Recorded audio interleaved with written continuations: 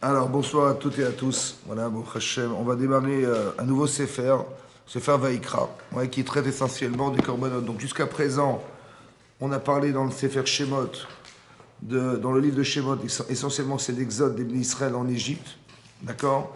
Ensuite, l'assujettissement, la souffrance organisée derrière.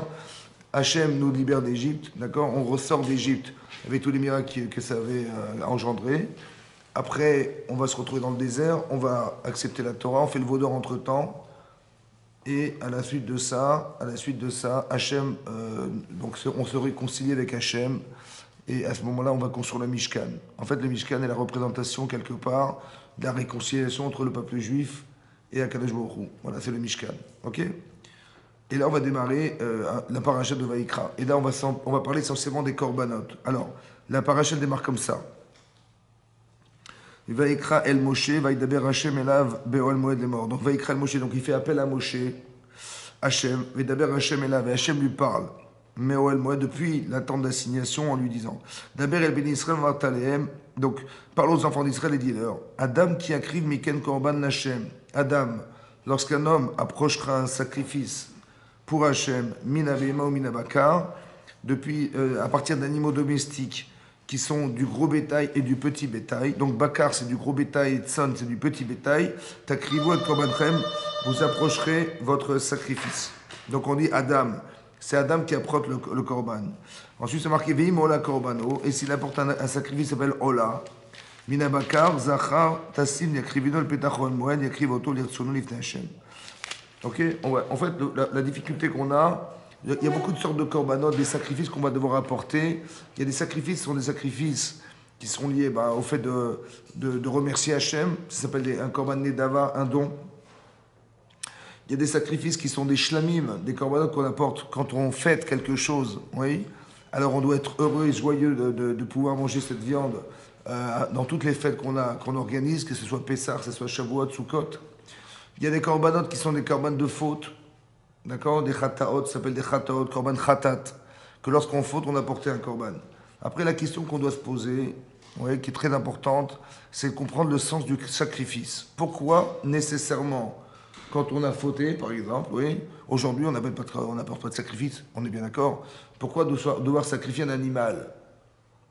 Alors que ce soit un gros bétail, un petit bétail, oui, pourquoi devoir sacrifier un animal? Qu'est-ce que est le sens du sacrifice animal? À part ça, vous allez voir dans la paracha, ici c'est marqué Adam. Adam, c'est l'homme. Mais après, on ne parle plus de l'homme. On parle que de, regardez, un peu plus tard, c'est marqué à chaque fois Nefesh. Par exemple, je prends la page 584, qui est au début du deuxième chapitre. C'est marqué Nefesh qui t'acrive Korban Minchal Hashem. Nefesh. Tout à coup, on parle de Nefesh. Oui, on ne parle plus de Adam, on parle de Nefesh. Comment ça se traduit Nefesh? On peut dire, alors, il y a la Neshama qui est l'âme. Mais le nefesh, c'est pas la neshama. Oui. Le nefesh, c'est pas la neshama. On a vu dans la parasha de Bereshit, c'est marqué quand Hachem il fabrique l'être humain, d'accord, il fabrique l'être humain, il marque Vayitzer Elohim et Adam. Hachem fabrique l'être humain à partir de matières qui sont la terre, l'eau, le feu et l'air. Et il insuffle une neshama, donc un souffle de vie, qu'on va traduire par la neshama. Vaïl et nefesh raya, il devient un être vivant. Nefesh. On retrouve le mot nefesh. Et on a expliqué que nefesh, la conscience, c'est soit traduit par une conscience animale, soit par une conscience humaine. Ça va? Il y a quelque part dans l'instinct animal et dans l'instinct humain, il y a quelque chose d'animal. Ça peut être nefesh BMA, ou bien ça peut être un nefesh qui est une conscience humaine. Ici, on parle de conscience, on parle de nefesh. D'accord. C'est nefesh qui a écrit le nefesh, la conscience. Oui, après, on va essayer de réfléchir à ce que ça veut dire. En tout cas, ce qui est étonnant, c'est qu'on doit sacrifier des animaux. Alors, des fois, on les consomme, des fois, on les brûle carrément. Un korban ola, c'est un animal qu'on doit brûler complètement. On va devoir séparer les membres, les bras, les jambes, etc. On va sacrifier les graisses, on va sacrifier les intestins, oui, etc. Tout ce qui rêve. Quel intérêt de sacrifier un animal? Pourquoi être obligé de passer par l'animal pour pouvoir expier nos fautes? Qu'est-ce que ça veut dire? D'accord. Voilà. On a vu que même Caïn, il a amené un korban. On voit que Noach, il a amené des corbanotes. C'est bizarre, qu'est-ce que ça veut dire? Alors, c'est vrai que le Rambam, Maïmonide, il rapporte ça. Il dit que, en fait, le korban, c'est un chok. Il y a quelque chose d'irrationnel dans le fait d'apporter un sacrifice. c'est vrai. Mais en fait, dans chaque roukim, vous savez, dans chaque loi irrationnelle, il y a quelque chose il y a des enseignements qu'on peut tirer parce qu'on se construit par la Torah. D'accord? La Torah, c'est une construction humaine. Donc elle nous permet de nous construire. Donc qu'est-ce que ça veut dire apporter un sacrifice animal? Voilà. Et pourquoi on doit brûler des graisses? Pourquoi on doit brûler, comment vous dire, des membres? On doit brûler les intestins, etc. Des choses qui sont relatives à l'être, qu'on retrouve chez l'être humain. On doit jeter le sang de l'animal également sur le misbère, sur l'autel. Qu'est-ce que c'est que cette histoire de sang? Qu'est-ce que c'est que cette histoire de graisse? Qu'est-ce que c'est l'histoire de membres et d'estomac? Voilà. Alors, pour comprendre ça, en fait, le Ramban, Nechmanid, il explique comme ça. Dans le Chumash, il y a un commentaire qui s'appelle le Ramban. Et il explique, le Ramban, qu'en fait, l'idée de Korban, c'est en fait une extrapolation de l'être. C'est-à-dire, quand quelqu'un faute, quand quelqu'un faute, en fait, il est en décalage par rapport à lui-même. Le décalage, c'est le fameux contraste. Il vous est souvent arrivé de dire, mais comment j'ai pu faire une chose pareille? Mais qu'est-ce que j'ai été bête de faire ça? Et j'ai pas réfléchi, mais pourquoi ça? En fait, on se parle, oui, mais on se parle à soi-même, mais on parle à la personne à qui on ne voudrait pas ressembler, à qui on ne veut plus s'attacher. On est d'accord? Quand je dis, mais j'aurais jamais dû faire une chose pareille, mais est-ce que j'étais stupide de faire ça? En fait, je parle à moi-même, mais je parle à la fausse personne qui me représente. Celle qui a fauté, c'est-à-dire celle qui m'a échappé, celle qui a, comment vous dire, à qui je ne veux plus m'attacher. Cette personne, elle existe en moi, mais en fait, c'est le souvenir de ce que j'ai été, le souvenir de ce que j'ai été, à qui je ne veux plus adhérer, avec qui je ne veux plus adhérer. Voilà, je ne me représente plus à cette personne. Je ne veux plus à cette personne. Ouais, quand on fait teshuva, quand on fait teshuva, qu'est-ce qu'on dit? Qu'est-ce qu'on dit? On dit, ah, j'ai honte. Ah, comment j'ai pu faire ça? J'ai honte. À part ça, je regrette. À part ça, je prends sur moi de plus recommencer. Voilà, c'est ça les principes fondamentaux de la teshuva. Mais qu'est-ce qu'on est en train de faire? En fait, on est en train de se parler à soi-même et de se dire, je ne veux plus ressembler à ce que j'étais. Donc, on a le souvenir, on a l'expérience du passé. Cette expérience, on la porte en soi, n'est-ce pas? Et on ne veut plus, par expérience, vouloir ressembler à cette personne. Je ne veux plus sous influence de ce qui m'a poussé à devenir. D'accord? On a souvent expliqué que l'être humain est fait de deux choses. Il y a la neshama. La neshama, c'est l'âme divine qui est sans limite, en fait, qui nous inspire, qui nous donne cette volonté d'exister. C'est ça la neshama. Et il y a le corps. Le corps a été fabriqué, comme on a fabriqué des animaux, etc. Donc on a des instincts. Comme ça dit l'Agman au Chagiga, il y a des choses qui nous rappellent qu'on est aussi quelque part comme un petit peu des animaux. On est un petit peu comme des enfants aussi. D'accord? C'est peut-être la raison pour laquelle on a des enfants. Parce que si tu sais parler à tes enfants et tu sais expliquer à tes enfants et convaincre tes enfants, peut-être que tu peux convaincre ce que tu es toi-même parce qu'il y a un enfant en toi. Quand tu fais une erreur, tu n'étais pas très consciente, tu n'étais pas très conscient, tu n'étais pas très vigilant, il y a quelque part où on est tombé dans des panneaux stupides. Des fois, on dit, mais on a l'impression qu'on est des enfants. Mais c'est vrai qu'on est des enfants. Il y a quelque chose là. Donc si tu sais parler à tes enfants, alors tu peux parler à un enfant qui est en toi, c'est facile, c'est ça. C'est peut-être la raison pour laquelle on doit se marier, on doit avoir des enfants, parce que, quelque part, tu sauras expliquer un petit peu à l'enfant qui est en toi de quelle manière on va se sortir d'une situation difficile. D'accord? Ou bien qu'est-ce que tu avais à gagner de ne pas tomber là-dedans? Ton raisonnement était enfantin, ton comportement était enfantin, il ne fallait pas rentrer là-dedans. Tu es l'adulte et pas l'enfant, et donc il faut savoir. Maintenant, quelque part, peut-être la représentation du Korban, physiquement, c'est de se retrouver, dit le Ramban, en étant le Korban. Voilà ce que j'aurais dû faire de moi. J'aurais dû éliminer ces actes-là, je ne veux plus ressembler. Donc il y a des membres que j'élimine.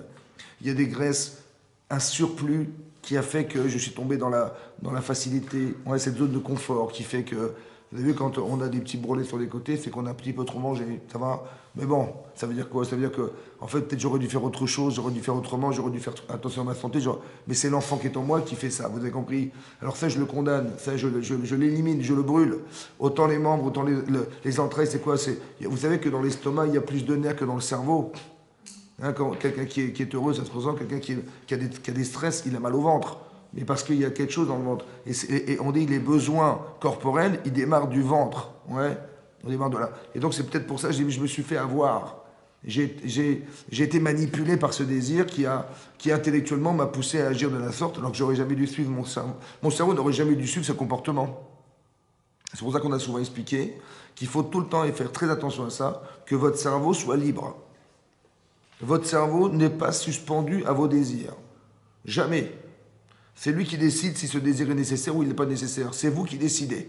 D'accord? C'est pas parce que vous avez envie que vous êtes obligé de réaliser intellectuellement ce que vous avez envie de faire. Non, pas obligé. Parce que des fois c'est l'enfant qui parle. Ouais, quand on dit pourquoi t'as fait ça, j'avais envie. Pourquoi j'avais envie. Et pourquoi j'avais envie. Bon, mais on n'est pas obligé de suivre des envies, donc il faut faire attention à ça. D'accord? Il faut faire savoir que, et c'est tellement influent sur soi, que même le cerveau, il est tellement habitué à réaliser son désir qu'il va pas vouloir se faire souffrance, donc il va réaliser le désir. Mais attention, non, vous êtes indépendante. Vous êtes indépendant. Votre cerveau, il vous sert à analyser. Est-ce que ce que le désir est juste, il est juste ou pas juste? D'accord? Voilà. Sur ce, vous savez, il y a un Midrash Rabbah ici, sur la paracha de Vayikra. Le Midrash Rabbah, quand il rapporte le sens du korban, de ce sacrifice dont on parle, il rappelle le korban, le sacrifice de Yitzhak. D'accord? Quand Hachem, un jour, a proposé à Yitzhak de sacrifier son enfant. Et là-bas, c'est marqué que dans Nefesh, quand on parle de Nefesh, on parle d'animaux qui sont du petit bétail. Comme, finalement, Avram, il a dû apporter un haïl. Un haïl, c'est un chevreau.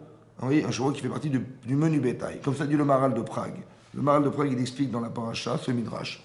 Mais là-bas, c'est marqué Tzfuna lifne Hashem. Tzfuna, en hébreu, ça veut dire quelque chose qui est tsafoun, c'est quelque chose qui est caché. Caché. Lifne Hashem. Ça reste devant Hashem.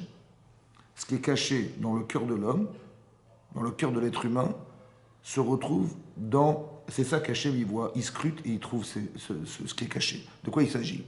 Tsafoun, en hébreu, ça veut dire enfoui. Enfoui dans le cœur.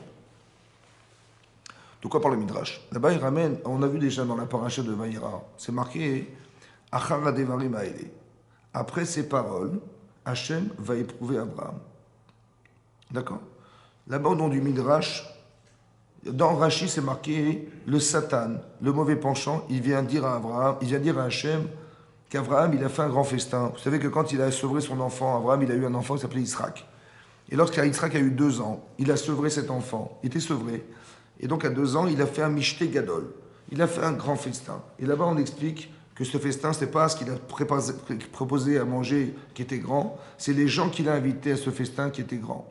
Mishté gadol, c'est les gens. Il avait invité des personnalités. Avimelech, le roi de Pélishtim, il a invité, Ever, qui était le fils de Noach. Il a invité Paro, il a invité des grands de ce monde. Pourquoi faire? En fait, il a voulu montrer, oui, à travers, il a voulu montrer à ces grandes personnalités que Hachem existe. Qu'est-ce qu'il a fait? Il voulait le petit gosse qui court là-bas, là. Ouais, ben c'est mon fils. Comment ça ton fils? Il a 2 ans, mais tu as quel âge? J'ai 102 ans. Ma femme, 92 ans. Vous avez vu qu'avec la volonté, on peut dépasser des limites. Ouais, et quand on croit en Dieu, voilà ce qui arrive, on n'est pas limité. Et donc il leur a montré ça. Il a fait un kiddush Hachem. Il a sanctifié le nom d'Hachem à travers le fait que. Dit le Midrash là-bas, et Rashi rapporte au nom que, en fait, le Satan, il dit, mais bon, c'est super ce qu'a fait Abraham. Mais il a manqué quelque chose. Il aurait dû te remercier en apportant son korban. Il aurait dû te remercier parce qu'après toutes ces années d'attente, d'avoir cet enfant qui va représenter le peuple juif, ouais, il dit, mais cet enfant, il aurait dû te remercier de l'avoir, que tu lui aies procuré ce bonheur. Ouais, le vœu qu'il avait toujours émis de pouvoir, toujours pensé d'avoir un enfant, ben, il l'a eu, il aurait dû remercier Hachem. Ça veut dire que sur le plan horizontal, il a réussi ce qu'il a fait, mais sur le plan vertical, de remercier Hachem, ça ne s'est pas exprimé. Il n'a pas amené parecha la ilechad, vous avez vu? Il n'a pas amené un par, c'est-à-dire un bœuf, ni un il, ni un chevreau. Et donc il y a un reproche qui est fait sur Avraham Avinu à travers ce qu'il a fait. En fait, ça c'est marqué dans le Midrash, ça c'est ce qui est marqué dans Rashi, parce que Rashi rapporte le Midrash. Mais en fait, dans le Midrash Rabbah, c'est aussi marqué que dans le ciel, il y a un tribunal. D'accord? Il y a un tribunal céleste, s'appelle. Il y a des anges qui sont des anges qui vont nous défendre, n'est-ce pas? Il y a des anges qui vont nous condamner ou qui vont nous accuser. Alors, c'est représenté par le Satan, c'est ce que rapporte Rashi, l'accusateur. Mais qu'est-ce que c'est que ces anges? Est-ce qu'Hachem, il a besoin d'un tribunal pour juger? Est-ce qu'il a besoin d'un tribunal? Non. C'est quoi ce tribunal? Oui, vous avez compris? De quelle nature est le tribunal? Le tribunal, en fait, c'est quoi? C'est l'expression de ce que vous êtes. C'est-à-dire, quand vous faites des actes, vous faites des mitzvot, alors vous créez des anges qui en fait vous défendent parce que vous êtes représenté auprès d'Hachem par des anges. Mais ces anges, c'est qui? C'est vous. C'est la résultante de ce que vous êtes, de ce que vous faites. Parce que ce que vous faites, c'est ce que vous êtes. Et il y a aussi des anges accusateur, c'est les erreurs qu'on a pu commettre dans sa vie, qui se présentent devant Hachem. comme si ce tribunal était composé, en fait, de ce que nous sommes. Et donc Hachem, il voit ça, il juge. Donc quand le Satan, il vient dire à Hachem, mais Abraham, il n'a pas amené de Korban, c'est dans l'acte d'Abraham, il y a quelque chose, bien qu'Abraham, il a fait les Shem Shamaïm, il a fait vraiment... mais il y a quelque chose qui dénote une erreur au niveau d'Abraham. C'est le fait qu'il n'ait pas amené ce Korban. Hachem, il avait bien compris que ce Korban, il avait un sens, d'accord? D'accord? Et que ce n'était pas forcément nécessaire parce que pour lui, ça ne valait pas la peine de démontrer qu'il aimait Hachem. Mais le Satan, ça veut dire que quand on fait des actes, oui, à un certain moment, il faut voir que soit au niveau du paraître, soit au niveau de ce qu'on ressent personnellement, soit les gens disent, mais tiens, c'est bizarre, il a fait un grand festin, il n'a pas remercié Hachem. Bizarre, c'est quand ça choque. Autant ça choque de façon extérieure et ça accuse, autant la personne au fond d'elle-même dit, bon, j'aurais quand même peut-être dû amener un corban. Vous avez compris? Cette pensée, en fait, elle crée quelque chose. Et ça, et c'est une forme d'accusation qu'on se fait à soi-même, mais quand en fait, un reproche qu'on pourrait se... Et donc le problème, c'est que ça ne peut pas rester comme ça. Ça ne peut pas rester. Ça veut dire quoi? Pourquoi ça ne peut pas rester comme ça? Parce que Hachem, il a créé le monde pour qu'un jour on arrive au Olam Haba. Ça va? Là, Olam Haba, c'est un endroit où on ne pourra plus évoluer. Ça veut dire que tout ce que vous faites sur Terre aujourd'hui, tout ce que vous devenez, restera statique au niveau que vous avez atteint sur Terre. C'est clair? Maintenant, qu'est-ce que fait Hachem? Il va absolument qu'on arrive à un niveau exceptionnel dans le monde futur. Il ne va pas se gêner, lui, à créer des situations de vie qui vont gommer ce genre de problème. Ça va? Et donc, qu'est-ce que fait Hachem tout de suite? Il propose à Abraham de faire la Akedat Yitzhak. Donc, la Akedat Yitzhak est une solution à une problématique qui vient du Satan. Mais le Satan, c'est quoi? C'est le révélateur d'une défaillance personnelle qui se révèle. C'est ça l'ange qui vient dire à Hachem, et Abraham, il n'a pas mis de Korban. Soit il en a conscience, soit il n'en a pas conscience. C'est au fond de lui, c'est de sa faune, c'est caché en lui. Ça va? Autrement dit, ça veut dire que ce qu'on traverse dans sa vie, d'accord? En fait, ce sont des choses, qu'on traverse dans sa vie, on a souvent expliqué que ce que vous traversez comme expérience de vie, ça ne doit pas être vu comme un problème, mais comme la solution à un problème. C'est-à-dire que ce que vit Abraham dit, mais j'ai un problème, Hachem m'a demandé de sacrifier mon enfant. C'est un problème. En fait, c'est la solution au problème. C'est ça que veut dire Rashi. Quand Rashi dit, après ces paroles, Hachem va éprouver Abraham, c'est soit les questions qu'on se pose soi-même, on ne peut pas vivre avec, et donc Hachem va les solutionner, soit c'est des choses dont on n'a pas conscience.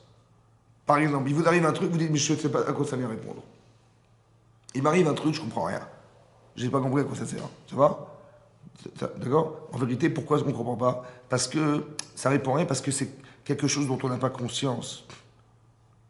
C'est au fond de soi-même. C'est dans son inconscient.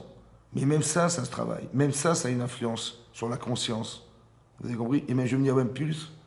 Je pense que l'inconscient a beaucoup plus d'incidence sur la conscience que le contraire. Parce que l'inconscient, c'est quoi? Ben, c'est tout votre vécu.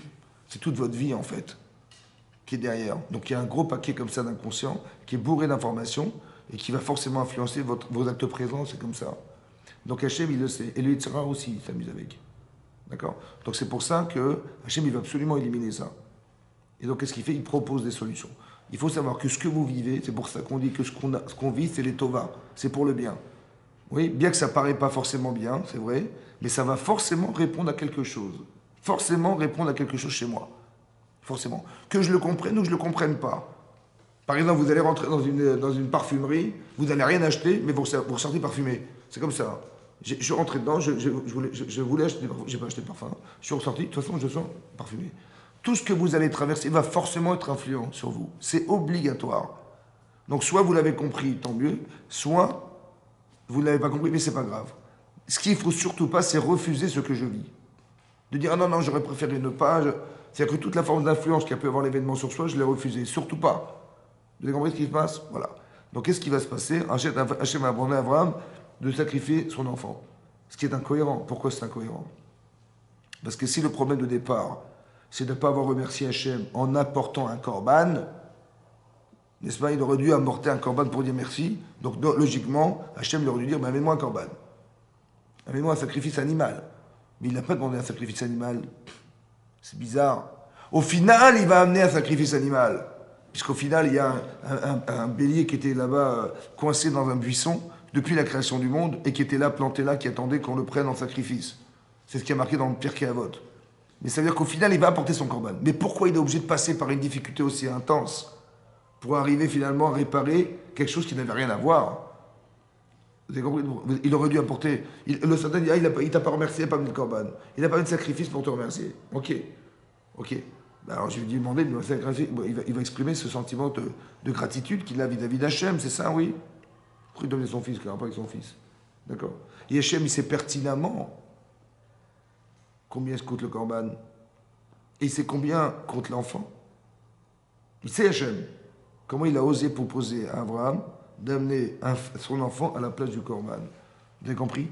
C'est incohérent, c'est pas possible. Quelle est la logique de ça? Hein? Pourquoi pas la balance entre il n'a pas remercié entre guillemets Hachem avec ce sacrifice pour le fils. D'accord. Et donc du coup à cause du fils on le remet en cause le fils. C'est vrai. Mais vous avez raison, mais c'est intéressant. Ça veut dire que qu'est-ce que ça veut dire? Autrement dit, ça veut dire quoi? Ça veut dire que quand on a son truc sur la tête, en fait on le répare par rapport à l'erreur qu'on a faite. Oui. Genre par exemple je vole. D'accord. J'ai volé. Très très bien. J'ai volé dans son porte-monnaie 100 euros. D'accord. Et ben un jour je vais les perdre ces 100 euros. Soit on va me voler à nouveau. Vous voyez, c'est une histoire. Oui, je comprends ce que vous dites. Vous dites qu'il n'y a pas de. Mais là, mais quelle erreur? Le fait qu'il n'ait pas remercié Hachem, parce qu'il devait amener un sacrifice, il devait dire merci. Un merci, ça coûte rien. Un sacrifice, ça coûte combien? Un animal, ça coûte 200 euros. Mais son enfant, il n'a pas de prix, son enfant. Ça n'a pas de commune mesure. Comme si qu'il fallait, comme si qu'Hachem, il voulait. Vous avez raison, ce que vous dites, mais juste qu'on va essayer d'expliquer ce que ça veut dire. Qu'est-ce qu'il a manqué en vérité chez Abraham? Qu'est-ce qu'il a manqué chez Abraham? Non. Non. Le fait de remercier Hachem. C'est ça. Mais la conscience. Vous avez compris? La conscience, le nefesh, la conscience. Il n'a pas eu. Attendez, quelqu'un qui a attendu 75 ans de sa vie pour avoir un enfant et qu'il a eu cet enfant, il a comblé 75 ans d'attente, mais c'est énorme. Donc la moindre des choses, c'est quoi? Dire merci Hachem, la conscience. Qu'est-ce que Hachem, il crée de la conscience? Écoutez bien ce qui se passe. Ça, c'est une chose à comprendre. La première chose à comprendre, c'est la chose suivante. D'abord, Hachem, il sait combien vaut l'enfant et il sait combien vaut le corban. Il le sait. Donc, comment il a osé poser l'action suivante? Tu me donnes ton fils à la place du corban. Mais non, il aurait fallu. Ça n'a aucune commune mesure, c'est pas le même prix. On est d'accord? Autrement dit, ici, vous prenez par l'absurde. Là, je raisonne au niveau de ce que je suis Abraham. J'ai dit, mais comment il peut me demander une chose pareille? Ça n'a pas le même prix, on est d'accord? Ça, c'est aux yeux d'Abraham. Il ne comprend pas comment on peut lui proposer une chose pareille. Mais regardez aux yeux d'Hachem. Alors faites l'inverse. Mettez-vous à la place d'Hachem. Hachem, il sait le prix du corban, il sait le prix de l'enfant. Comment il ose demander l'enfant à la place du corban, à votre avis? Pourquoi? Pour Hachem. Pourquoi? Pour que Abraham. Il ait conscience de quoi? De son fils, la valeur de ce que lui a apporté Hachem. Moi, j'ai pensé autrement. Écoutez ce que j'ai pensé. J'ai pensé que le corban pour Hachem, il vaut des milliards. C'est quoi la logique de dire comme ça? Je te vends ton corban, tu ne m'amènes pas et que je te prends ton enfant. Et je suis désolé, mon enfant il vaut beaucoup plus cher que ça. Mais c'est ça que valait le prix du corban, c'est le prix de ton enfant. Pour moi, combien ça coûte de reconnaître qu'Hachem il attendait que ça, vous comprenez? Que quand on a reçu des tovas dans la vie, ouais, l'intérêt c'est de dire merci. Pourquoi c'est important? Parce que c'est le seul lien conscient qu'on va avoir avec Hachem. Quel lien conscient vous avez? Zéro. En vérité, je veux dire même pire que ça. Aujourd'hui, on a des faveurs extraordinaires autour de nous. Et je ne sais pas, imaginez-vous, il n'y a pas de soleil. On est dans le noir toute la journée. Voilà. Ouais, et puis on est en train de se couvrir parce qu'il fait froid, on est en train de se couvrir toute la journée. Mais quelle faveur on a d'avoir le soleil, la lumière, la chaleur. Quand il fait beau, ça nous change la vie. On est d'accord ou pas? Combien ça coûte ça? Est-ce que ça nous arrive une fois de dire merci Hachem? Mais il faut dire merci Hachem. Pourquoi? Parce que c'est le lien, la conscience que tu as du manque. C'est le manque qui crée la conscience, vous avez compris ce que je veux dire? Et c'est ce manque-là qu'on devrait... Hachem, il fait exprès qu'on est imparfait. Il a fait exprès qu'on est imparfait. Parce qu'il faut que tu lui demandes. Mais il sait ce que j'ai besoin, pourquoi j'ai besoin de lui demander. Vous savez pourquoi je lui dois lui demander?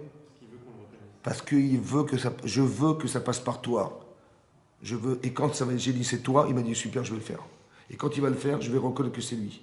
et je vais développer en moi, pas seulement la croyance, pas seulement la émouna, mais le bitachon, le bitachon, la confiance en lui. Ça veut dire que maintenant, je vais vivre autrement. Je vais savoir que tout ce qui m'arrive a été calculé, a été réfléchi, parce que j'ai confiance. Vous avez compris ce lien? Vous avez compris ce lien? Ça veut dire qu'Hachem, il fait exprès de créer des manques. Pour qu'on soit nécessairement, on ait besoin de lui demander. Ça serait dommage de demander ailleurs, parce que c'est lui. Alors je vais demander à Hachem, écoute, j'ai besoin que ça passe par toi. Et c'est toi qui m'as donné. Et quand j'ai reçu, je sais que c'est lui.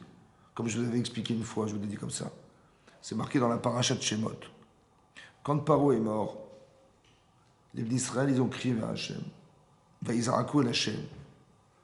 Il s'est marqué là-bas hein, que Hachem va iskor et berit. Vaïshma et tzarakatam. Il y a marqué, il a entendu les cris, Hachem. Vaïskor et berito. Il s'est souvenu de son alliance avec Abraham, Israël et Yaakov. Il a dit, il faut absolument que je les libère. Bon, vous savez combien d'années s'est passé entre le moment où ils étaient en souffrance toute la journée et le moment où ils ont crié qu'avant, il n'avait pas vu qu'il y avait une souffrance, Hachem. Hein, il n'avait pas vu qu'il souffrait d'Israël. Alors qu'est-ce qu'il a attendu à les sauver avant? Mais pourquoi? Moi, je ne vais pas attendre que mes enfants ils crèvent de faim pour me dire papa, j'ai faim. Non, je sais qu'ils vont manger, c'est aujourd'hui, je vais leur donner à manger. J'attends pas. S'ils crient, bah, je vais leur dire excusez-moi, je me suis oublié. Et si je sais qu'ils vont souffrir de ne pas manger, je vais précéder leur demande en leur donnant à manger avant qu'ils aient envie de manger, on est d'accord? Pourquoi Hachem ne fait pas ça? C'est comme toutes nos actions, comme vous avez expliqué. Que... Il a besoin qu'on lui demande et que ça passe. Mais pourquoi, justement? Pourquoi? C'est ça qu'il faut comprendre. Alors je vous ai expliqué une chose. Si je demande rien, et Hachem il envoie les Américains, d'accord, et ils sortent d'Égypte, qu'est-ce que je veux dire? Merci les Américains. Mais si je demande à Hachem de me sauver, merci. je vais dire merci à Hachem d'avoir envoyé les Américains, vous avez compris la différence? Il est obligé d'attendre qu'on lui demande, parce qu'il veut créer ce lien. Sinon je vais croire que le lien c'est les autres. Mais c'est pas ça. Il veut créer le lien. Donc il faut que nous-mêmes on soit conscients que ce qui m'arrive, c'est forcément lui. C'est ça la première des choses. Et après, que quand il m'arrive quelque chose, je vais dire merci. Or, Abraham, il n'a pas demandé merci. Il n'a pas dit merci. Il n'a pas dit merci, il n'a pas concrétisé. Il a dit merci autrement. Il a fait un kiddush Hashem énorme. Mais c'est comme si que dans cette faculté à pouvoir le faire, il manquait quelque chose chez lui. Alors le Satan, il vient l'accuser. Mais ça, c'est pas quelque chose qui est visible. Si on avait été là, on aurait été estomaqué devant la chokhmah d'Abraham qui a dit bah, tiens, je vais faire un coup de pub, j'ai pas internet. Je vais inviter tous les grands de ce monde, ils vont aller dire, raconter dans leur pays ce qui se passe ici. Vous avez compris? Mais ça veut dire que quelque part, Hachem il répare même à ce niveau-là. C'est-à-dire qu'il est là pour faire qu'on soit d'une perfection la plus totale possible. Mais donc il y a quelque chose d'inconscient derrière qui va révéler que Hachem, il veut absolument qu'on libère cette conscience. Qu'on libère cette conscience. Un peu comme on avait expliqué une fois. Vous vous avez rappelé? On a dit comme ça. Dans la paracha de Béchalach. Ça va? On est sorti d'Égypte. Vaï Béchalach Paro et Ta'am. Voilà que Paro, il nous a libérés de l'Égypte. On est sorti d'Égypte. Amar Elohim. Hachem a dit. Remettre à niveau. Hachem a dit la chose suivante.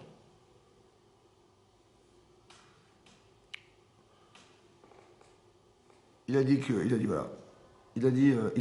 la terre, on devait partir en Israël directement. On est d'accord? Seulement, on est obligé de passer par le pays des Pélishtim, qui fait frontière entre Israël et l'Égypte. Bon, mais évidemment qu'ils ne vont pas nous laisser passer. Donc on va devoir faire la guerre. Alors, l'Onacham Elokim, derech Eretz Pélishtim, il ne nous a pas dirigé directement vers le pays des Pélishtim, Hachem. Qui Amar, il a dit, Hachem, ouais, que quand ils vont devoir faire la guerre, Peninachema'am, Birota Michama, peut-être qu'ils vont regretter en votant la guerre, Veshavu Mitraïma. Ils vont retourner en Égypte. Et à cause c'est ça qu'on a fait tout ça pour rien. Alors il dit, bon, on va faire un détour. Amar Elohim, c'est ça Hachem qui parle. C'est bon? Maintenant, nous, on est sortis d'Égypte, Beyad Rama. On avait la main haute. Ça veut dire que Rachid expliquait, on se sentait fort. Et on était reconnu fort. C'est ça qui est marqué dans Rachid. Qu'on était fort, ouais, et on était reconnu parce que le monde entier avait entendu ce qui s'était passé en Égypte. On est fort de savoir qu'on est accompagné par Hachem. C'est bon? Mais Hachem, il avait une faiblesse. Amar Elohim. Nous, on est sûr de soi, on est sûr qu'on est fort. En vérité, au fond, c'est du blabla parce qu'au fond de nous-mêmes, il y a une carence. Hachem, il a dit, c'est trop proche, Pélishtim, c'est trop proche. Et si on va directement monter en Israël, ils vont faire la guerre, ils vont revenir en Égypte. Ça ne sert à rien. Alors, on va faire un détour. Mais dans le détour, ça dérange. Dans ma vie, j'ai fait des détours. On a tous fait des détours. C'est vrai? Il y avait un protocole, on devait faire ça, c'était facile. C'était carreau, c'était proche. Ça s'est pas passé comme on a voulu. La bêtise humaine, c'est de dire, mais qu'est-ce que c'est quoi cette perte de temps? Et c'est à cause de soi, et c'est à cause de lui, et c'est à cause de l'autre. La bêtise. Pourquoi la bêtise? Parce qu'on va s'intéresser à ce qui a été un rempart. On va s'intéresser à on va s'énerver contre la perte de temps. On va s'énerver contre les personnes qui nous ont détournés. C'est la bêtise. Pourquoi c'est une bêtise? Parce que vous saurez dorénavant que si, Mina Shamaim, j'ai dû perdre mon temps, j'ai dû faire un détour, ça ne s'est pas exactement réalisé comme j'avais pensé, c'est qu'il y a un problème. Il valait mieux faire un détour. Maintenant, écoutez bien, la solution, elle est dans le détour. Moi, je croyais que le détour, c'est une perte de temps, c'est un problème, c'est les gens, c'est les machins. C'est ça que j'ai cru, c'est ça que j'ai croyé. C'est pour ça qu'on va s'énerver, c'est pour ça qu'on va... La bêtise. Pourquoi? Parce que c'est l'interprétation d'un événement. Mais c'est qui interprète? Fais attention, hein, c'est ton Yetzirah qui interprète. Il veut te détourner, en fait. Il veut pas que tu comprennes le message. Il veut pas que tu saches décrypter ce qui t'arrive. Il veut pas. Alors qu'est-ce qu'il va faire? Il dit, ah, t'as vu, on n'a pas du temps. Ah, t'as vu, c'est à cause d'elle, c'est à cause de lui, c'est à cause de machin. Et t'as vu, si on avait fait avant, on aurait fait un. Voilà, on va s'intéresser à ça. T'es bête. Efface tout ça. Regarde ce qui t'arrive. Qu'est-ce qui va se passer? Écoutez bien, qu'est-ce qui va se passer? Au bout de 7 jours, on est sorti d'Égypte il y a 7 jours. On voit les Égyptiens arriver. On a eu très peur. Et qu'est-ce qu'ils ont dit, les d'Israël? Qu'est-ce qu'ils ont dit? Écoutez ce qu'ils ont dit. Ils disent, mais qu'est-ce qu'on a été fait de sortir d'Égypte? Ils ont compris, ils ont interprété. On voyait les Égyptiens arriver, armés jusqu'aux dents, ils ont dit, on va mourir. Amiblik varim et Mitzraïm. Quand il manquait des cercueils là-bas en Égypte pour qu'on meure dans le désert. Voilà ce qu'ils ont dit. Il manquait des... On va mourir, hein. Et quoi, on est mort là parce qu'il n'y avait pas des cercueils là-bas pour mourir là-bas. Hein? Il dit, Tov là nous. Écoutez ce qu'ils ont dit. Il était préférable pour nous de travailler en Égypte que de mourir dans le désert. Je préférais rester vivant, travailler en Égypte, que de mourir dans le désert. Vous avez compris ce qu'ils ont dit ou pas? Qu'est-ce qu'ils ont dit? Ils ont dit exactement ce qu'avait dit Hachem. Seulement, au lieu que ce soit les Pélichtim, il a reconstitué la même situation avec les Égyptiens. Mais il a réussi à me faire dire, ce que je ne savais pas, mais moi je ne savais pas qu'on était faible. Il a réussi à me faire dire exactement ce qu'a dit Hachem. Hachem, qu'est-ce qu'il a dit? Il dit, si on va directement chez les Pélichtim, c'est proche, c'est trop proche, ils ne sont pas prêts. Ils vont devoir faire la guerre, ils vont regretter, ils vont retourner en Égypte. Qu'est-ce qu'il a fait Hachem? Il a fait sortir de moi ce que je ne savais pas. Moi, j'étais sûr de moi, j'étais sûr d'être fort, j'étais reconnu, j'étais reconnu. Qu'est-ce qu'il a fait? Il a créé une situation qui fait sortir de moi. Ça veut dire que je sais maintenant, alors travaille dessus maintenant, tu le sais, c'est ce qu'il a fait. Il a créé des situations qui sont en fait un détour pour être un révélateur d'une carence. Parce que si j'avais été directement, on aurait échoué, c'est sûr et certain. Il m'a sauvé la vie en me faisant faire ce détour. Tsafoun, c'est quelque chose qui est caché en nous, vous avez compris? On ne sait pas ce qui est caché. Des fois, on sait, évidemment qu'on sait des fois. Et on sait, et je vais vous dire mieux que ça, des fois on se connaît tellement bien qu'on peut même appréhender ce qui va nous arriver. C'est sûr et certain que ça va arriver. Pourquoi? Parce que je sais que j'ai un problème à ce niveau-là et je sais que je dois le corriger. Ou je corrige ou je bonifie. Vous avez compris? Ou j'ai besoin de me renforcer dans quelque chose, et bien, Hachem va me faire rencontrer la bonne personne. Ou bien j'ai une faiblesse et quelqu'un va me dire un reproche, ou bien quelqu'un va me faire vivre quelque chose qui me ramène à l'idée que j'ai un problème à ce niveau-là. Vous comprenez ce qui se passe? Comme si Hachem, il nous faisait... Comme si Hachem, il crée des situations que nous-mêmes, nous allons corriger. Vous avez compris ce que je veux dire? C'est nous qui allons dire, c'est nous qui allons voir, c'est nous qui allons corriger. C'est ça qui veut Hachem, qui est cette conscience, ce nefesh dont on parle dans le Passouk. Adam qui a créé Mikan Korban Hachem. Mais c'est le nefesh, cette conscience qui veut qu'on ait conscience de ce qui se passe. Qu'on ait conscience de ce qui se passe. Vous avez compris? Et la conscience, en réalité, elle est profonde. Des fois, vous avez des choses que vous savez de vous. Oui, des fois, par exemple, un truc incroyable. Quand Yosef, il reçoit les frères de ses frères, bon, mais qu'est-ce qu'il fait? Il fait une manipulation incroyable. Il dit, bon, il fait croire à ses frères que Binyamin lui a volé sa coupe. Bon, vous savez que Binyamin, c'est pas un voleur. On est d'accord? Qu'est-ce qu'ils ont dit? Il dit, laisse tomber. Elohim matzat avon avadecha. Dieu, il a trouvé la faute de tes serviteurs. On va devenir des esclaves. Bon, nous, qu'est-ce qu'on aurait fait, nous? Moi, un coup pareil, j'aurais fait un coup d'état, moi, je sais pas. J'aurais fait, je dis, attends, je vais accompagner d'un avocat, je suis désolé, je connais Binyamin, c'est pas un voleur, c'est un coup monté contre nous pour nous prendre Binyamin. Voilà ce que j'aurais fait. Mais c'est Minash Shamaim. Il y a une autre façon de réfléchir. Pourquoi ça t'arrive? Qu'est-ce qui t'arrive? Vous avez compris? Et cette façon de réfléchir, je me dis, bon, j'ai compris. Je vais dire directement Eved. Pourquoi j'ai dit Eved? Pourquoi j'ai dit esclave? Parce que j'ai très bien compris qu'en vérité, j'ai eu tort de vendre Yosef esclave. Et comme j'ai pas eu la conscience de la souffrance que je lui ai organisée, alors je vais m'organiser cette souffrance pour avoir conscience de ce qui m'a manqué. Vous comprenez ça? Vous comprenez ça? Comment j'ai pu vendre Yosef? Comment j'ai pu priver son père de cet enfant? Comment j'ai décidé à la place de mon père? Comment c'est possible? Vous avez compris pas? J'avais pas conscience. Qu'est-ce que veut dire être Eved? Parce que si j'avais conscience, je l'aurais jamais vendu. Vous avez compris ça? Alors il faut que je le vive. Soit Hachem me le fait vivre, soit j'ai la conscience que c'est quelque chose que je dois accepter de vivre. Parce que c'est comme ça qu'on se construit les émotions. C'est comme ça qu'on est capable de dire non. Ouais, parce que je ne sais pas si vous vous rendez compte de ce qu'ils ont pensé. Hein. C'est extraordinaire ce qu'ils ont pensé. Attendez, je vous explique un truc très clair. Hein. Il y a eu Avraham, Yitzhak, Yaakov. Avraham, il n'a pas eu 12 enfants, il n'en a eu que 2.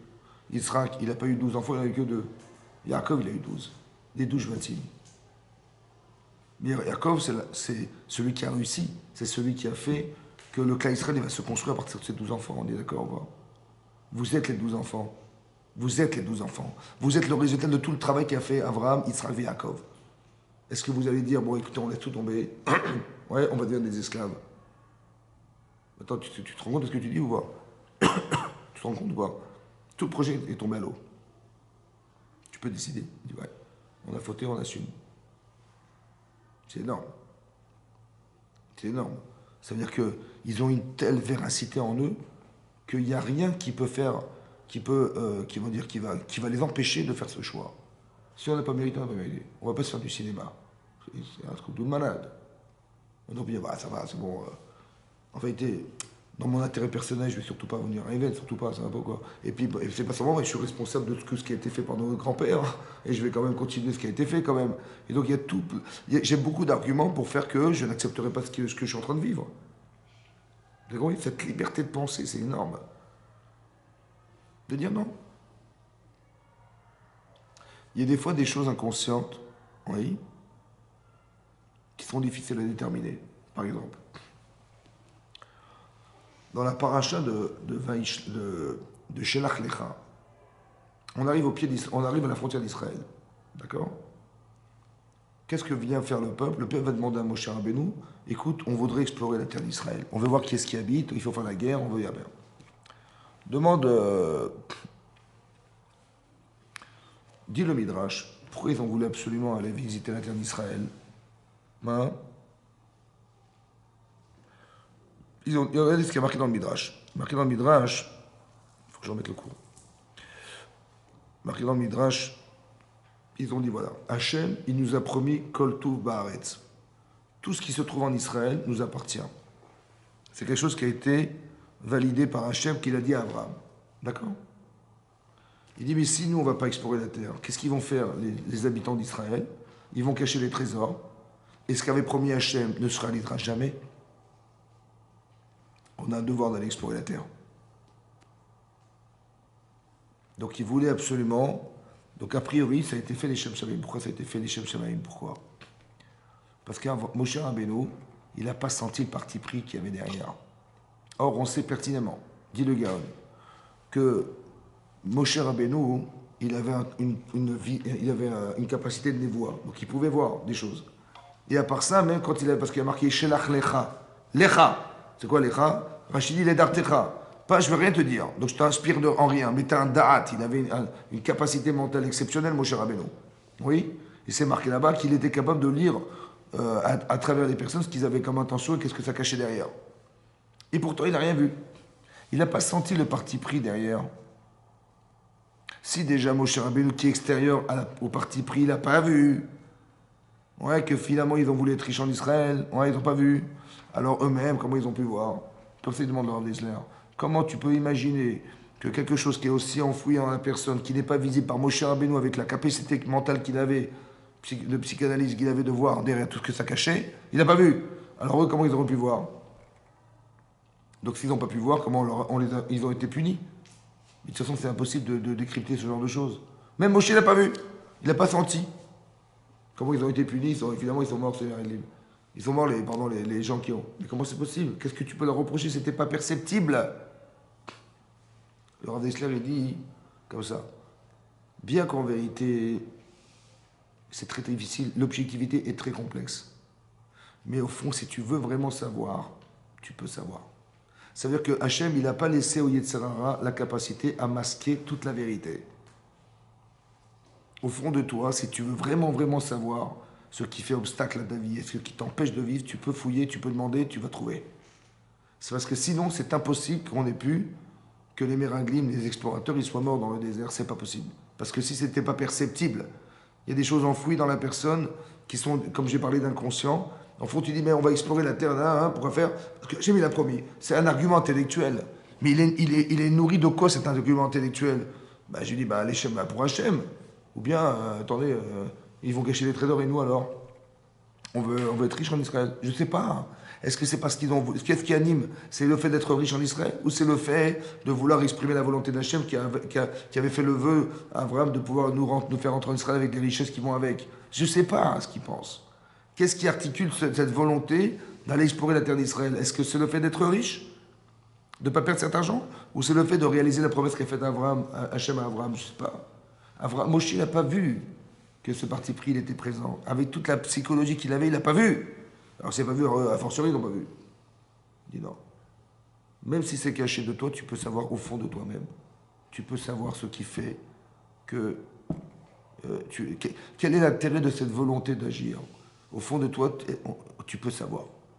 Tout ce qui fait que tu as envie que ça soit comme ça, que tu vas absolument... Des fois c'est clair, des fois c'est clair, des fois ça n'est pas. Que ce soit des choses heureuses ou des souffrances, que ce soit des désirs ou des souffrances.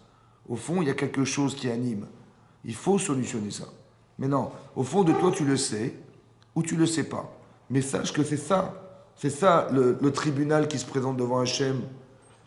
Il y a des choses qui nous comment on va dire, comme c'est que Achara Devarim Haele, après les paroles, devant Hachem, il y a un tribunal. Mais ce tribunal, c'est qui? C'est ce qu'on est, en fait. Le Nefesh. Je vous l'avais dit une fois, que le Yarbetz, il explique, la Gemara dans Rosh Hashanah, il dit que quand c'est marqué là-bas, qu'à Rosh Hashanah, il y a 3 livres ouverts devant Hachem, vous vous rappelez? Bon, vous pensez sincèrement qu'il y a des livres? Hein? Il y a marqué dans la Gemara, il y a 3 livres ouverts devant Hachem. D'accord? Et nous, on dit à Hachem, je t'en supplie, Kotvenu Besefer Achaim, écris-nous, inscris-nous dans le livre de la vie, inscris-nous dans le livre de la Géoula, inscris-nous dans le... C'est quoi ce discours d'inscrire dans un livre? Il n'y a pas de livre. D'accord? Alors, il y a une image. Bon, mais qu'est-ce que reflète l'image? C'est quoi l'image de quoi? C'est quoi ce livre? C'est quoi ce livre? En fait, il faut savoir comme ça. C'est marqué aussi dans les Perkevot. Kol ma'asecha, Sefer Nirtavim. Tout ce que tu fais, t'inscris dans un livre. C'est marqué aussi dans la Gemara, dans Moed Katan aussi, c'est marqué qu'il y a plein de choses qui sont des témoins. Notre maison sont témoins de ce que nous faisons. Nos os, ils sont témoins de ce que nous faisons. Il y a marqué la Neshama, elle est témoin de ce que nous faisons. Le Nefesh, il est conscient aussi de ce que nous faisons. C'est quoi le livre? Vous savez ce que c'est le livre? Le livre, c'est la conscience humaine. Tout ce que tu fais s'inscrit en toi. Tu ne peux pas y échapper. Ça va? Tu peux te cacher, machin, tout ce que tu vas faire, personne ne te verra. Mais toi, tu t'es vu faire. Tu as inscrit dans ta conscience. Quand tu fais une mise à l'Echem Shamaïm, personne ne saura. Tu vas faire un Nesdaka en cachette, personne ne saura. Mais c'est entre toi et Hachem. Autant l'inverse, des gens, ils vont faire des avérotes, ils vont se cacher de faire des avérotes. Mais à quoi ça sert? De toute façon, tout inscrit en toi. Tu as la mémoire de ce que tu as fait. Et même de ce que tu n'as pas conscience, tu l'as inscrit en toi. C'est le Nefesh, c'est ce que je appelle le Nefesh. Le livre, c'est quoi le livre devant Hachem? C'est ta conscience. Quand tu arrives à Rosh Hashanah, qu'est-ce que tu présentes devant Hachem? Ce que tu présentes ce que tu es. Mais tu ne présentes pas ce que tu es il y a 25 ans, parce que ce que tu étais à 25 ans, c'est aussi présent au présent. Le souvenir de ce que tu as été un jour, mais c'est présent, puisque tu raisonnes à ce que tu as été un jour. Oui, la concentration de toutes les expériences de ta vie, de tous tes choix de vie sont présents devant toi. Donc tu vas choisir avec toute l'expérience de ta vie. Vous avez compris? Avec tout ce que tu as subi, avec tout ce que tu as décidé, de ce que tu n'as pas forcément décidé, mais ça fait partie de toi. D'accord? Il y a des gens qui ont eu des traumatismes jeunes, par exemple, bah, ils ont peur. Ils sont des gens, ils sont frileux, ils ont machin. Je dis, mais attends, ça fait 30 ans, pourquoi t'as peur aujourd'hui? T'as pas 30 ans, t'as pas 8 ans, t'as pas 5 ans. Je dis, mais je le porte en moi. Ça veut dire quoi? C'est-à-dire que ton souvenir, en fait, tu le portes. Et ça a, oui, une influence sur toi. La seule manière de s'en sortir, peut-être, c'est de dire, mais attends, mais c'est quand j'avais 5 ans. Je peux comprendre que ça m'a fait peur de vivre une expérience pareille. Mais j'en ai 35 aujourd'hui. Qu'est-ce que j'ai besoin d'avoir peur de... Je suis tombé des escaliers, j'ai eu peur de mourir.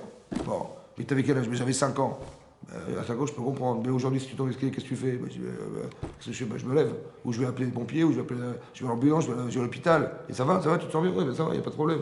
Bah, donc, pourquoi tu vas avec ton âge? T'as plus 5 ans. Mais ces 5 ans, ils sont là. Vous avez compris le problème? C'est qu'en vérité, ils sont présents les 5 ans. Bien sûr que l'acte passé, il est passé. Mais ce que je porte en moi, c'est mon passé. Ça, c'est le jeu. Et je continue à le faire véhiculer avec moi. Il est dans ma conscience, il est dans mon effet, dans mon livre. C'est ça le livre. Et donc je vis avec. Maintenant, des fois ça me dérange, des fois ça ne me dérange pas. Alors Hachem, qu'est-ce qu'il va faire? Il va consulter ce livre. Il va dire, madame, monsieur, il va devoir passer par telle et telle expérience pour arriver à bonifier cette personne ou corriger cette chose-là. Donc tout ce que vous traversez a été réfléchi à Rosh Hashanah. Tout ce que vous traversez a été réfléchi à Rosh Hashanah. C'est ça qui est marqué. Alors je peux devancer en disant, moi ce que je veux ça. Moi ce que je veux à Rosh Hashanah, je veux que l'année prochaine, il se passe ça et ça pour moi. J'ai besoin de me renforcer, j'ai besoin que je vis. Super, tu as la conscience, super, j'ai même pas besoin de te faire vivre parce que de toute façon tu as la conscience. Ou si je te fais vivre, tu sauras pourquoi. Parce que tu l'as demandé. C'est ça le Sefer, le livre. Le livre, c'est un espace, c'est un volume. Les pages, c'est le temps. Ce qui est marqué dedans, c'est ce que tu dois vivre. Et ton message personnel, c'est ce que tu vas lire. Et oui, c'est ça le Sefer. C'est ça le Sefer. Hachem, moi je demande, inscris-moi. Inscris dans ma conscience que c'est ça que je veux vivre. Je peux même lui demander. Exactement comme les enfants de Yaakov, ils ont dit à Yosef, on va devenir des esclaves.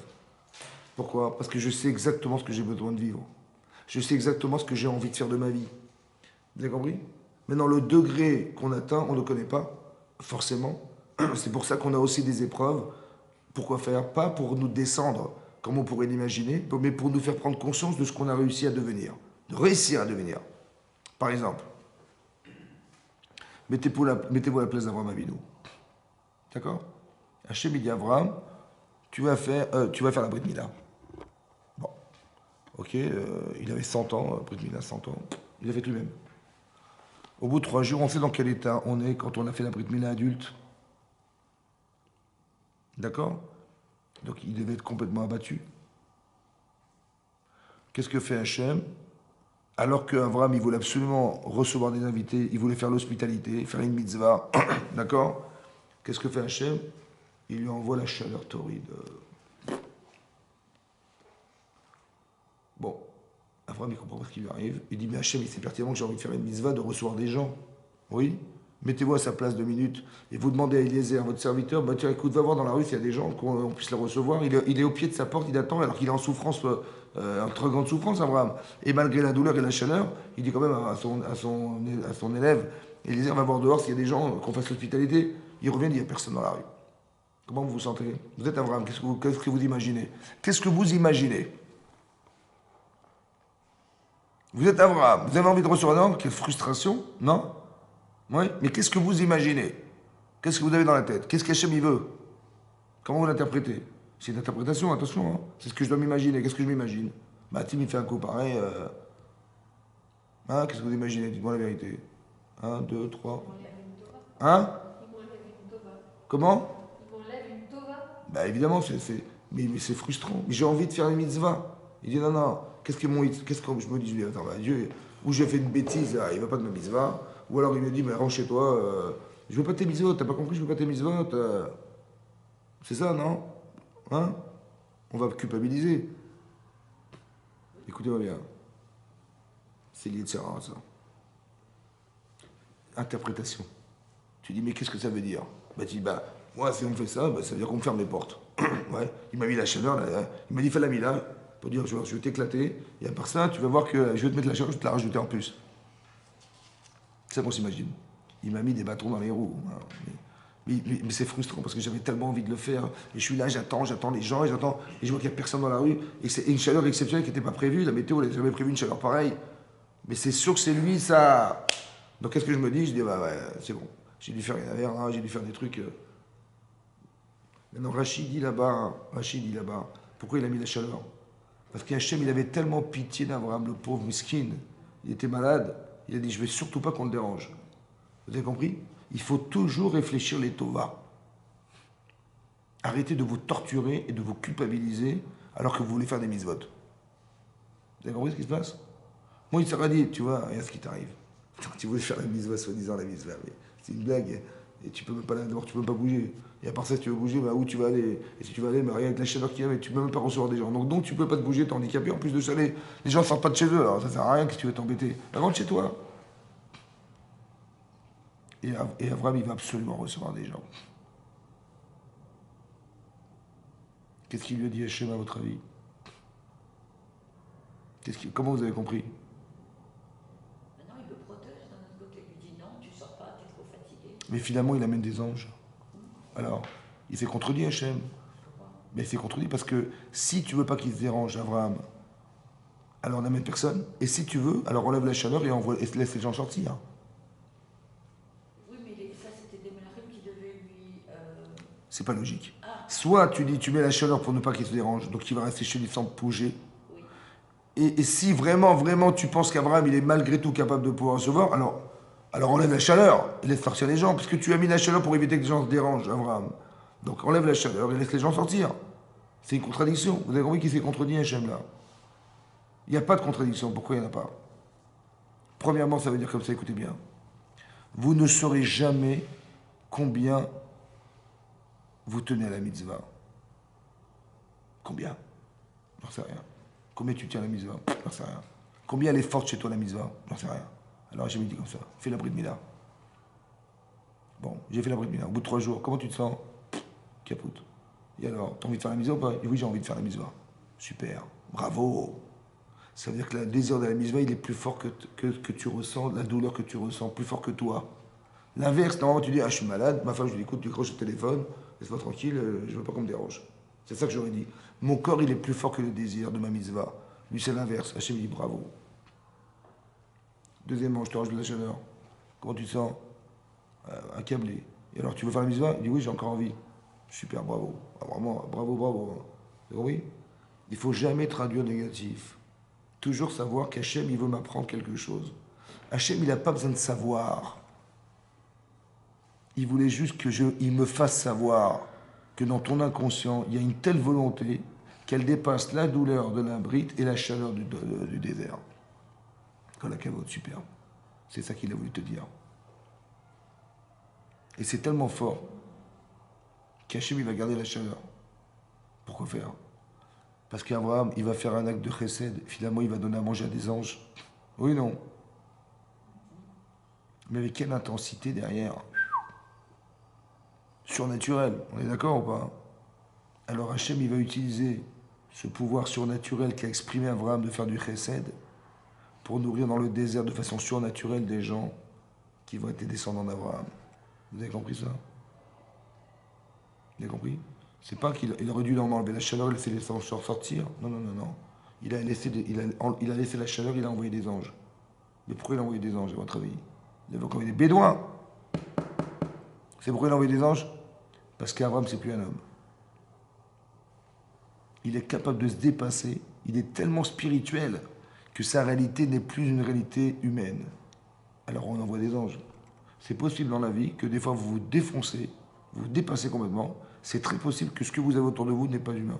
C'est possible. C'est ce qui est marqué dans la Torah. Vous avez compris? Parce qu'il a dépassé son être. C'est pour ça qu'il est marqué Vayera Elav Hashem. Hashem lui est apparu. Dans le début de la paracha de Vayera, c'est marqué Vayera Elav Hashem. Veu Yosef Petachoel Keromayom. Et il était assis à la troisième personne du singulier. Mais de qui tu parles? Vayera Elav, il lui est apparu. À qui? On ne sait pas. Et il était assis. On ne sait pas de qui il s'agit. Pourquoi il n'y a pas de nom? Pourquoi il n'y a pas marqué Abraham? Vous avez compris? Parce qu'il n'y a pas d'humain là-dedans. Il n'y a pas Abraham. Abraham, tu vois, c'est pas lui. C'est pas possible. C'est surhumain ce qu'il a fait. Des fois, quand on se dépasse dans la vie, ouais, on dépasse l'identité que nous avons. En fait, ça a été organisé. Pourquoi? Parce que qu'est-ce qu'il va faire Hachem de tout ça, à votre avis? Il va utiliser ce qu'Abraham il est devenu pour que ses enfants ils puissent jouir de ce qu'il est devenu. Vos enfants ressembleront à l'investissement que vous avez mis en vous. Et donc, qu'est-ce qui va se passer? Ben, si tu as fait une chose, tu as fait l'hospitalité, tu as fait un acte de bonté exceptionnel, surhumain, dans ton désert, parce que c'est la chaleur Hachem. Alors je vais le faire pour tes enfants dans leur désert. Mais parce que Hachem, il avait besoin qu'on passe par le désert. Il avait besoin qu'on reçoive la Torah dans le désert. Il avait besoin de tout ça. Et alors, c'est pas gratuit tout ça, vous savez, c'est pas gratuit. Alors Hachem, il l'organise avant pour pouvoir le réaliser plus tard. C'est comme ça que ça se déroule. Vous avez compris comment ça marche? Il a fait un tel travail sur lui-même, Abraham. Il a tellement répété des actes de chesed que c'est devenu une addiction, carrément la mitzvah, quoi. Il ne pouvait même pas s'en passer. Il dit, bah super, j'ai trouvé quelqu'un qui est capable de faire un acte de chesed au-dessus de la nature, alors je vais l'utiliser pour faire que. Vous avez compris ça? Parce que l'acte d'Abraham en soi, il est nul. Qu'est-ce qu'il a donné? Il a donné un peu d'eau, un peu de lait, un peu de beurre. Il y a 3 personnes. Et ça a duré 1h30, je ne sais pas combien ça a duré. Oui. Et boire un verre d'eau, ça ne dure pas. Oui. Au niveau de la quantité, c'est nul. Au niveau du résultat de ce qu'il a fait, c'est nul. Pourquoi? À qui il a donné à manger? Ils ont mangé? Ils ont bu? Ils se sont rafraîchis? Mais il dit, mais moi je ne savais pas, moi, je suis Abraham Avinu. Mais Hachem, il le sait ou pas? Donc le résultat de l'acte d'Abraham, il est... Et pourtant, il est marqué Bisrout qu'il avait... Par le mérite qu'il ait fait ça. Mais il n'a rien fait, Abraham. Disons, en termes de résultats, zéro. Mais en termes de réalisation de soi, vous avez compris? C'est-à-dire que de quoi ils se sont nourris, ces enfants, dans le désert? Ils se sont nourris de lui. De ce qu'il est devenu. Vous avez compris pas? Ça veut dire que vos enfants, ils auront le mérite de recevoir ce que vous avez construit en vous. Pourquoi? Parce que vos enfants, ils sont en vous. Avraham Avinu, c'est l'Israël. Donc les enfants que vous avez, mais ils étaient là. C'est comme les pépins, vous allez arbrer avec les fruits. Ils étaient où les fruits? Ils étaient là, dans le pépin. Donc le pépin, c'est Abraham. Donc tout ce que réalise Abraham en lui, il va le retrouver, on va le retrouver chez ses enfants, c'est évidemment comme ça. Donc il y a une forme de sacrifice personnel, en fait, c'est vrai, mais c'est toi qui gagnes. Parce que tu vas contre quelque chose, tu vas contre ce fameux Nefesh Behemi, contre ce qui voudrait t'empêcher d'exister, quoi. Vous avez compris? Contre toi, il ne sert à rien qui veut t'empêcher d'avancer. Tu dis, mais tu vois bien que c'est pas ça. Et l'interprétation qu'on peut en faire, c'est ce qui est caché. Qu'est-ce qu'il fait l'Yitzhara? Il est enfoui dans ton cœur. Il va chercher tous les arguments possibles, imaginables pour t'empêcher d'agir. Il veut te saouler la vie, il veut t'empêcher, il veut te rendre triste, tout ça. Voilà ce qu'il sait faire. Je vous ai dit, quand vous étiez des enfants, d'accord, vous vous rappelez, vous étiez des enfants, est-ce que vous aviez peur du lendemain? Et qu'est-ce qu'on va manger? Tu crois qu'on va manger? Tu crois franchement qu'on va manger? Hein? Bon. Si vous étiez prince, et votre papa c'est le roi, si vous étiez une princesse, et votre papa c'est le roi, vous avez peur du lendemain? Qu'est-ce qui va nous arriver? Papa, a fortiori, déjà papa, j'ai pas peur de ce qui va m'arriver demain, alors a fortiori, si je suis fils de roi, que ça va. Mais quand vous répétez dans la tfila, Avinu Malkeinu, bon, vous dites Hachem, on l'appelait notre papa. Mais c'est pas ton père, hein, je te rassure. Sur le livre de famille, il n'est pas marqué Hachem. Et Malkeinu, c'est pas ton roi, le roi on connaît, c'est Macron. Non, mais vous avez compris? Mais en vérité, c'est quoi Avinu Malkeinu? Mais il y a une notion de père chez Hachem. Tu vois ton père comme il t'aime ou pas? Hein? Est-ce que tu crois qu'il va te faire un sale coup? Non. Est-ce que tu crois que si même tu as souffert de quelque chose, est-ce que tu as bien compris ce qu'il a voulu te dire? Ou tu n'as pas compris? Et tu as interprété en disant, mon père c'est un bourreau, il m'a amené chez le médecin pour faire un vaccin. Il est fou. Il m'a tenu en plus je me débattais, il me tenait, il m'a levé ma chemise, et pour le médecin, un fou furieux, il avait une seringue comme ça, il m'a planté dans le bras. Bon, mais si j'avais su que c'était un vaccin pour me éviter la polio, j'ai dit, merci, mais 10 fois, mettez-moi là-bas. Mais j'ai pas compris ce qu'il a fait, j'ai pas compris. Mais Hachem, il est 1 milliard de fois votre papa. D'accord? Et il est 1 milliard de fois le roi. Alors de quoi on a peur? Et tout ce qui nous arrive, en fait, ça a été réfléchi par lui. Ah, Baruch Hachem. Donc je ne devrais jamais m'inquiéter, en fait. Je ne devrais jamais mal vivre. Parce que même ce que je comprends, bah, tant mieux, merci Hachem. Et c'est comme ça que j'arrive à développer, à enrichir cette croyance. Parce que si vous deviez réfléchir à tous les bénéfices que vous avez d'exister, moi j'aurais honte. Franchement, on aurait honte. C'est comme si que le matin, quelqu'un vient il va vous amener le petit déjeuner. Écoute, reste dans ton lit, je vais travailler pour toi. Je vais t'amener ton salaire. Je t'occupe de rien. Putain, une fois, 2 fois, ça va. Faut exagérer. Mais ça, c'est tous les jours. Hein, c'est en permanence. Faites une fois la liste de tous les bénéfices que vous avez d'exister. Mais c'est une norme. Un, c'est de reconnaître. Mais on est tellement habitué, vous savez qu'on est tellement habitué, ça fait partie du courant du quotidien. Hein. On vit des choses, on n'y réfléchit même plus, c'est tellement évident. Quoi. Mais en vérité, on devrait réfléchir à ça. On devrait réfléchir pour savoir, et si ça n'existait pas, qu'est-ce qu'on aurait pu faire? Voilà. Et comment on aurait pu se débrouiller pour l'avoir? C'est comme si vous imaginez-vous, voilà, nous, Baruch Hashem, on voit, on arrive à voir, on arrive à se mouvoir, on arrive à réfléchir, on arrive à entendre, à parler. Ouais, c'est vrai tout ça. Mais si on n'arrivait pas, combien ça nous aurait coûté de l'avoir? Combien ça aurait coûté de voir? Hein? Combien ça aurait coûté d'entendre? Combien ça aurait coûté de parler? Combien ça aurait coûté de se mouvoir? Combien ça coûte? Combien ça coûte de réfléchir? Ah, ouais. Si un type il est complètement aliéné, on dit à ses parents, écoutez, on va lui greffer un cerveau, il va retrouver la conscience. Combien ça coûte? Maintenant, combien ça nous a coûté? Blèche. Donc, si on devait s'estimer combien on vaut? Mais non, si on vaut des milliards, combien on aurait payé pour voir? Des milliards. Combien on aurait pour entendre? Des milliards. Et je ne sais même pas comment ça se calcule. Et combien pour se mouvoir? Mais tout ça, on a eu gratuitement. Mais grâce à qui? Mais si on n'avait pas eu, on aurait dû le payer. Est-ce qu'on aurait pu se payer ce privilège de l'avoir? On aurait dit, mais c'est pas grave, nos enfants, nos petits-enfants, jusqu'à la fin des temps, on aurait payé. Mais ça ne nous a rien coûté, hein, bataille. Ça veut dire que tout ça, c'est du chesed. Merci Hachem. Si simplement on pouvait réfléchir, donc nourrir cette conscience-là. Et après, vous allez voir que si Tchara, il dit, il va te faire faire quelque chose qui est contre la volonté d'Hachem. Tu dis, je peux pas, je lui dois trop. Et c'est ça qu'il aurait fallu faire. Qu'on réfléchisse aux avantages qu'on a d'avoir tout ce que nous avons, les privilèges que nous avons, que ça ne nous a rien coûté et que c'est ça qu'Hachem il voulait pour créer ce lien. Maintenant, si le lien il est fort, tu ne peux pas trahir tes parents. Tu ne peux pas trahir tes parents. Tu ne peux pas trahir ceux que tu aimes, c'est pas possible. Si tu les aimes vraiment, tu ne peux pas. Alors comment je vais pouvoir? Je ne peux plus trahir Hachem. Ouais, au contraire, j'ai un partenariat extraordinaire avec Hachem. Vous avez compris? Comme si que la souffrance, ou la maladie, ou tout ça, c'est quelque chose qui est révélateur de quelque chose qui ne vit pas et qui devrait vivre. Donc si je solutionne ce qui ne vit pas, tout à coup, ma neshama, elle revient.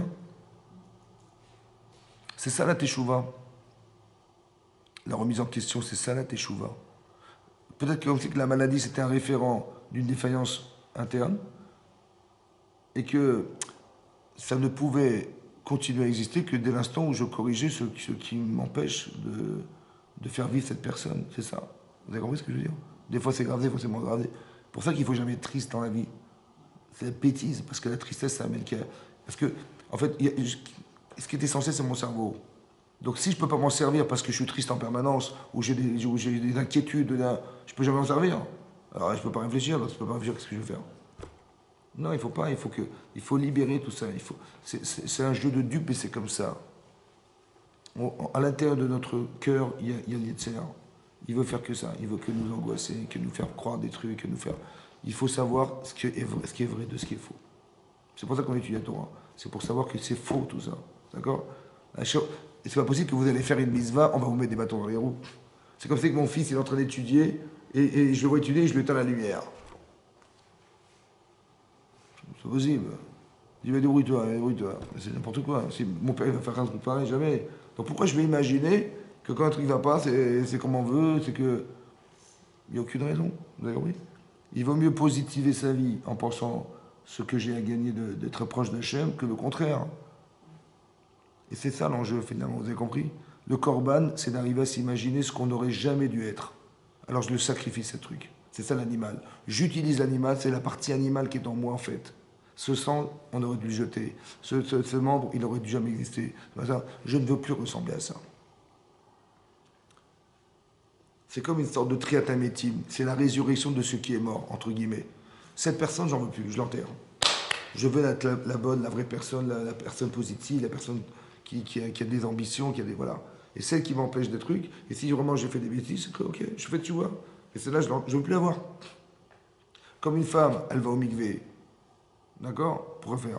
Ben, elle s'immerge dans l'eau, complètement. Il n'y a rien qui sort. Mais ses petits cheveux, c'est pas cachère. Pourquoi? Il faut rien que rien ne respire d'elle, de son passé. Alors elle s'immerge dans l'eau. On n'est pas aquatique. Comme c'est qu'elle disparaissait, et elle ressortait vivante autrement. Vous avez compris? C'est ça le mikvé. C'est d'arriver à éliminer la première pour faire vivre la deuxième. Immergé dans l'eau, il n'y a rien qui vit, rien qui respire. Et hop, je ressors, je suis une nouvelle femme, je suis un nouvel homme. Et c'est ça. Soit tu le vis, tu le comprends matériellement, soit tu le comprends aussi, parce que spirituellement, psychologiquement, tu dois comprendre qu'il faut que tu construises une personne positive en toi. La mitzvah, c'est ça la mitzvah. Et que quand tu vois, tu es contrasté entre ce que tu es, ce que tu devrais vivre. Par exemple, vous voyez, on voit des personnages dans la Torah, il y a Abraham Avinu, il y a Jacob Avinu, mais l'intérêt de l'étudier, c'est de dire, mais ils ont été extraordinaires, ces gens-là, quand même. Si un jour j'arrivais à 1 centimètre de ce qu'ils sont, superbes, ben, si j'aspire à devenir ça, forcément, je vais éliminer tout ce qui m'empêche d'aspirer à ce que je veux devenir. C'est comme ça. Mais il faut aspirer. Vous avez Sarah Imenou, vous avez Rivka, vous avez des personnages, des femmes exceptionnelles. Mais j'ai envie d'être cette femme. Mais je me retrouve dans une femme en particulier, mais j'ai envie d'être cette femme. Ben, si je veux devenir, ben, tout ce qui va m'empêcher de le devenir, ben, j'en veux pas, je retire, je refuse. Vous avez compris? Parce que j'ai un objectif. Et c'est cet objectif qui doit vous motiver dans la vie. Et c'est lui qui doit être fort. C'est ça le Yetzeratov. Dans mon cœur, j'ai un Yetzeratov, j'ai une perspective de vie positive qui fait que je sais à quoi je veux ressembler. C'est tout. J'ai envie de réussir ma vie de couple, avec mes enfants, j'ai envie de tout ça. D'accord? Et si je suis un bon exemple, eh ben, ils auront un bon exemple en face d'eux. Oui. Et c'est très important d'être un bon père pour ses enfants. Pourquoi? Parce que mon fils, un jour, il va dire Avinu Malkeinu. Il va dire Avinu. Mais s'il n'a pas de repère de père positif, comment il va vouloir voir Hachem? Ben, comment il va dire des mots? Et ça n'a aucun sens, puisque de toute façon, son père, il n'a pas de référence. Il faut qu'on soit des bons parents pour que notre enfant il ait un repère positif de ce que vous dire. Il va pouvoir faire un fortiori, un raisonnement fortiori. Si mon père, je l'adore, il est exceptionnel, alors Hachem, comment il doit être? Vous avez compris?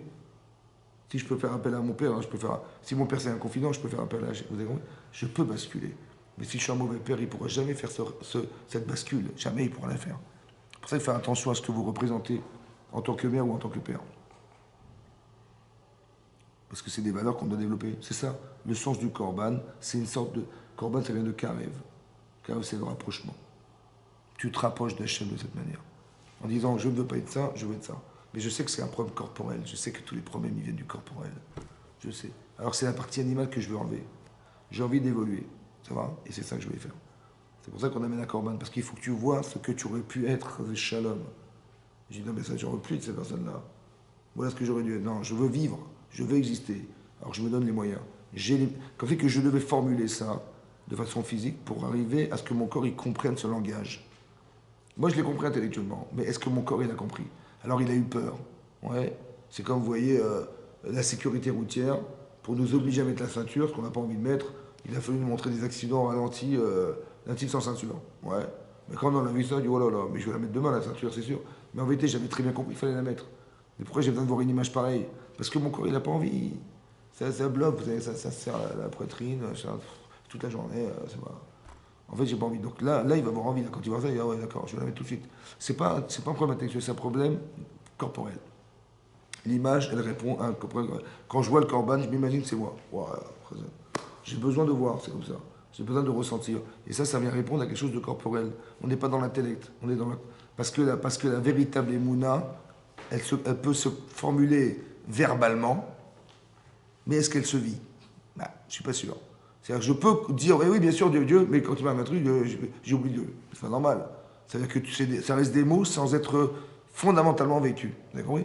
Et donc les gens qui l'ont vraiment vécu, ils ont cristallisé. Si on avait vu la mer rouge s'ouvrir, waouh, ça aurait nous a fait un effet exceptionnel. Quand je vois que j'avais des problèmes et que ça s'est solutionné, mais cette émotion, personne ne peut l'avoir. Une femme qui n'avait pas d'enfant, qui a eu un enfant, elle ne peut pas l'imaginer. C'est une sensation très très forte, parce qu'on a construit quelque chose en elle. Vous voyez, Sarah, quand elle a un enfant, pour elle, ça vient combler un vide énorme. Quand on sort d'Égypte, on était des esclaves, on sort libre. Mais la liberté, la capacité de se déplacer, ou bien d'être libre dans sa tête, c'est exceptionnel. Vous comprenez, c'est ça que je veux vous expliquer. Mais ça, c'est ce qu'Hachem, c'est son travail à lui. Donc moi, je sais que tout ce qui m'arrive a été pensé. Et donc je sais que le mieux pensé, c'est lui qui l'a pensé. Donc je l'accepte, je le vis avec. D'accord, oui. Chazak ou Baruch.